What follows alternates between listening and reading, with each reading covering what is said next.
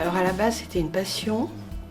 Et puis la vie a fait qu'un jour, j'ai décidé de me mettre à mon compte. Et donc j'ai ouvert cette poterie. Je fais de la terre vernissée traditionnelle savoyarde essentiellement, mais j'ai aussi d'autres collections.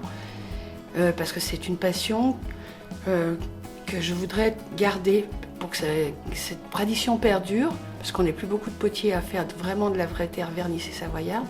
Et je trouve que c'est vraiment dommage de perdre ce patrimoine. Alors il existe différentes sortes de terre. La vraie terre vernissée savoyarde, vous verrez, c'est une faïence, c'est de la faïence rouge qu'on recouvre après. On verra également de ce qu'on appelle un engobe, une terre liquide qui va venir recouvrir un petit peu ça. Et moi je trouve que c'est très intéressant parce que on a toujours un peu une couleur de terre qui ressort. C'est jamais complètement uniforme et on peut faire après tous les décors traditionnels savoyards dessus. On commence par tourner la pièce.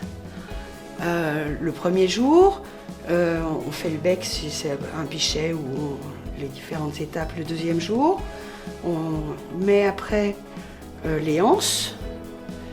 Ensuite, on relaisse sécher le deuxième jour, donc on pose la anse. Le troisième jour, on engobe. Le quatrième jour, on décore à la poire en traditionnel. Et le cinquième, et après, on laisse sécher complètement. Une fois qu'on a fait la déco, on passe après 2 cuissons. La première cuisson, on appelle ça le biscuit. Et les pièces vont ressortir sèches mais pas brillantes. Et les couleurs ne vont pas ressortir non plus. Et après, donc, on remet dessus de l'émail. Et ce qui va donner le brillant, si vous voulez, c'est comme du verre. Et on repasse une fois aussi en cuisson. Donc il y a 2 cuissons à chaque fois.